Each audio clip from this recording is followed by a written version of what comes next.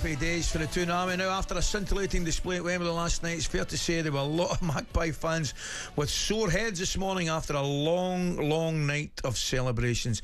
Have a listen to this. Celebrity Mag's Ant and Dec, who got the party started at Wembley last night. Well, we did it! We did it!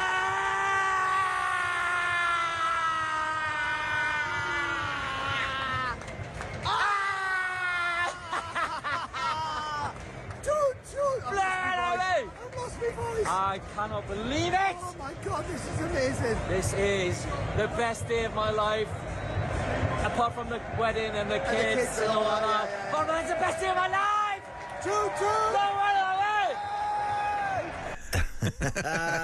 Just remember to throw that one in there then. That gets you in a lot of trouble if you don't remember to throw that in. Now, I heard obviously Ant and Dec in absolutely top form. We're now going to speak to Wayne and Mal, who I think will be in equally top form. Good morning, guys. How are we this morning? Very good. I've got to hear Wayne and Mal. You sound like Lee Marvin there, man. It's Alan and Mal. Alan and Mal. Okay, I've got that one wrong again. Alan, I beg your pardon. You just sound like Wayne Mardle for the darts. I was getting myself mixed up.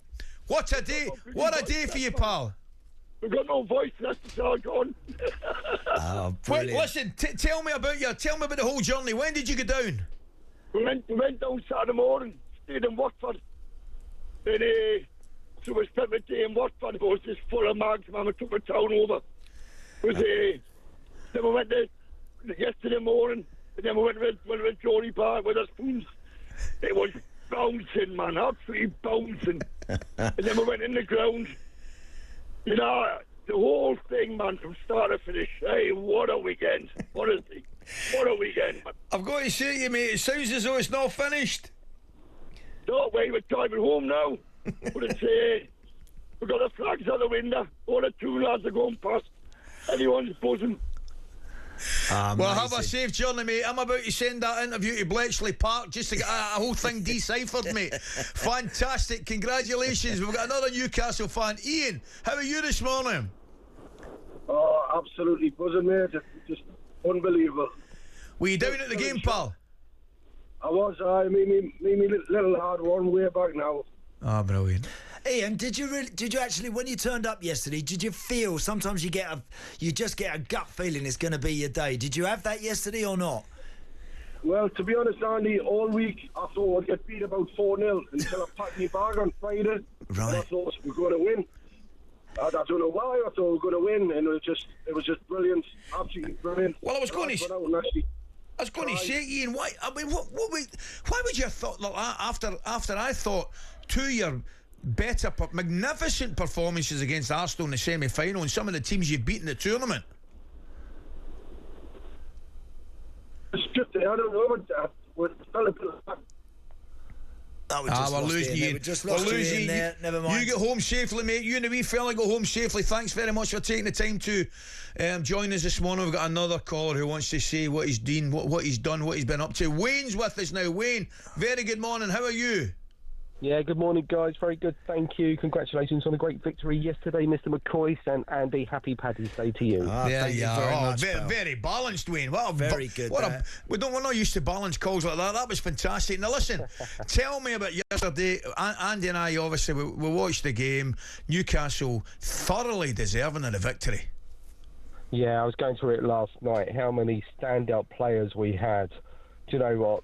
To a man, they were amazing, weren't they? So happy. I watched it with my 6-year-old boy, who, to my absolute disgust, is a Man United fan, but I managed to get a Newcastle kit on him last night to watch it with me, cheering along as we scored. Brilliant night. So what's next, do you think, for Newcastle? How do they kick on? Can they make Champions League this year? I'd be happy with keeping some of our key players, Ali, I think. Bruno, Isak, these guys, they need to be winning things. They're good enough to be winning things. If we could just keep them at the club, if you can put some trophies on the table, get them signed up to longer deals. You saw what it meant to the guys last night, the players on the pitch. They absolutely they bought into the whole Toonami thing, haven't they? They seem to appreciate what it means to the fans, and if we can keep those guys there, that's probably the biggest victory for me yesterday. And can I just add, guys, as well, the reason I messaged in earlier was to say a big thank you to Amanda Staveley, I saw a lot of thank yous going around on the TV last night, rightly so, to Eddie Howe, to our chairman of the PIF, all these guys as well that have put in so much time and effort to get us where we are now. Amanda Staveley is kind of the unsung hero here for me. I'm sure she would have watched it yesterday, and I really hope she took a lot of pride in the massive, massive impact she had on our club in the short time she was there. If you saw the documentary when we were in the cup final against United a couple of years ago, you know, she was so behind the team. She is such on personal terms with everybody. She really wanted it for them, and I guarantee she'd have been sitting there last night cheering everybody on, absolutely, you know, full of delight that we've done something. So, Amanda Staveley, thank you. You're not getting a mention, you're getting one from me. Thank you. Well said, Wayne. Well said, mate. Congratulations. You enjoy your day, you and the wee man. Fantastic. Alex, Newcastle fan, I believe you're with us. Good morning. Good morning. How are you? Listen, we're excellent. Excellent form, Alex. How are you this morning? Absolutely unbelievable. I went 2 years ago with my grandpa, who's 87. Unfortunately, he's got Parkinson's, so we couldn't make it this year. So it was watching at his house last night, and he's actually from Blythe. So my mum's side is all from Newcastle, and he was just absolutely ecstatic. It was a joy to sort of share that moment with him, really. Yeah. Quite emotional. Yeah. Do you know what's amazing? Only a few months ago, when the England job was available and Eddie's name was being bandied around and touted for that, and people were thinking he might end up taking it, and it's amazing how all of a sudden, you know, look, Eddie stays and commits to and wants to continue his job at Newcastle, and now you are on the verge of really being able to kick on. It's amazing, really. I mean, I was worried when this England job came up that he was going to get snapped up, because I think he is the best English coach out there available. Yeah, he does deserve the England job, and I think it will come. But I mean, we're just glad that he's stayed. And I'm not being funny, but like there was people on talkSPORT that were, you know, Jamie and that were laughing when Eddie Howe was first mentioned at Newcastle fans. I remember that Newcastle caller that said he wants Eddie Howe, and look how that's turned out. I think he's justified in what he's done completely. Brilliant, mate. Listen, have a fantastic day. Thanks for calling this morning. We've got Sean now. Sean, good morning. Good morning, hello lads. We're great, pal. I'm having a guess here. You were at the game yesterday, and then you're on your way back home. We're all in our car going home, all the lads here. What a weekend! It's great. Fantastic. Tell me how much you enjoyed the game, lads. Tell us how much you enjoyed the game. Tell us all about it. Not very much. The best weekend of our lives. Brilliant, mate. Unbelievable. I thought I was having a heart attack. It was great. Absolutely great. We've lifted it. We've lifted our hoodoo, and now we can move on from here. Listen, no stopping Newcastle from now. Well, listen, no stopping Newcastle. Are you boys going straight home, or will we be stopping the way up the road? Well, we'll stop and have a burger. You better have something to eat inside. Yeah, you better have something. I bet you haven't had much over the last 24 hours. A bit of drink. Magic, lads. A bit of drink down here. Have a safe journey back home, mate, and congratulations. Drive safely. Here we go. Keith's with us now. Keith, good morning. Morning, lads. How are the lads? Brilliant, Keith. Tell us all about it, mate. You know, the strangest thing, my dad passed away in November, and he was the last one in our family to see Newcastle win at Wembley in '55. I don't know how he got down to Wembley and he missed Milburn's fastest goal ever at the time, but never mind. And he was the last one. I took a picture of him to the match yesterday, and it was the weirdest thing.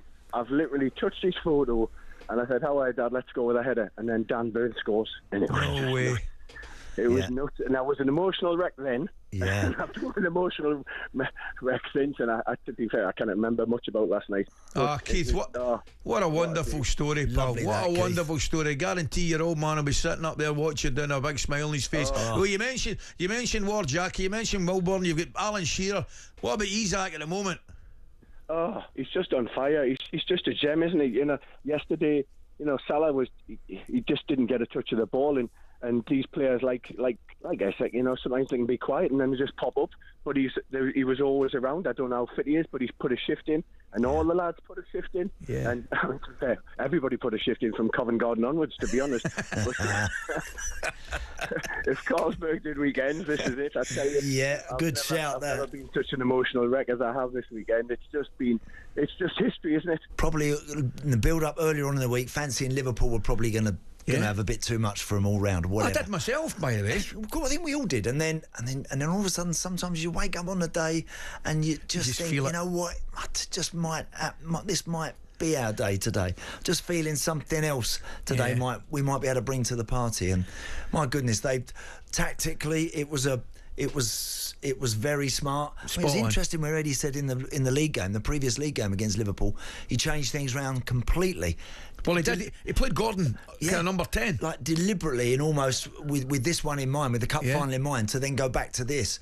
And tactically, they got it spot on. But you still got to get out there and make it happen against really, really good players. Against very, very good players. Despite what happened to Liverpool against PSG, they're still a proper team. Of course they are. And you've got to get out there and do that. And you can have the greatest plans in the world. You got to make it happen. And that's 100% where they deserve enormous credit. talkSPORT Breakfast, waking you up Monday to Friday morning from 6 a.m. on AM, on DAB, via the talkSPORT app and on your smart speaker. talkSPORT.